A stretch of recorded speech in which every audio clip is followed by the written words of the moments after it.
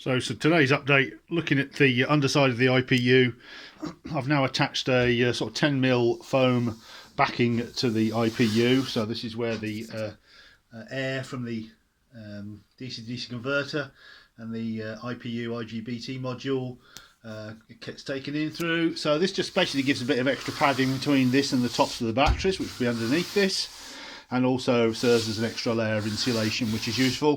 So that's what I've been doing with that. I've taken all the rest of the bits and bobs off this just so I could get on with that and do that. So if we turn it over, this is all in the OEM positions. So we've got the vents here.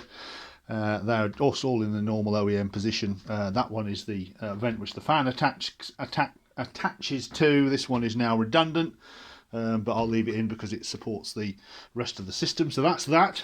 So obviously we're looking at mounting, and obviously I'm going to mount the 6 individual blocks like this in the back there. You saw they're going to be in like 2 rows of 3 like this, front to back. So this could be the front block, for instance, and there'll be another block here. And also found some foam which will go around it, and this is based on this sort of polyfoam stuff. And ironically, it's the same. These are the containers that the nickel metal hydride replacement batteries come in that I use for insights, etc. So that's quite interesting. So anyway, still fiddling around with that. I'm just balancing up these blocks because I've had to use two different blocks. These two are split like this. These ones are as a block of 4, and there was 2 that were together like that. So I had to chop that off and separate them so that they would all fit into 2 blocks of 3 like that.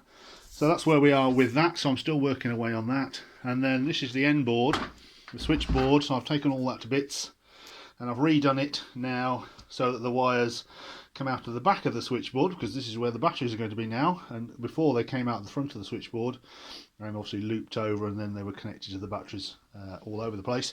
So I've got some little covers here now. I'm just waiting for some hot glue to arrive. My glue gun broke.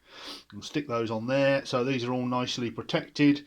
These are the connections. I've also replaced the 125 amp fuse in there with a bus bar for now, and obviously I've got a 175 amp fuse which I'll use, and I'll put that in a different part of the circuit.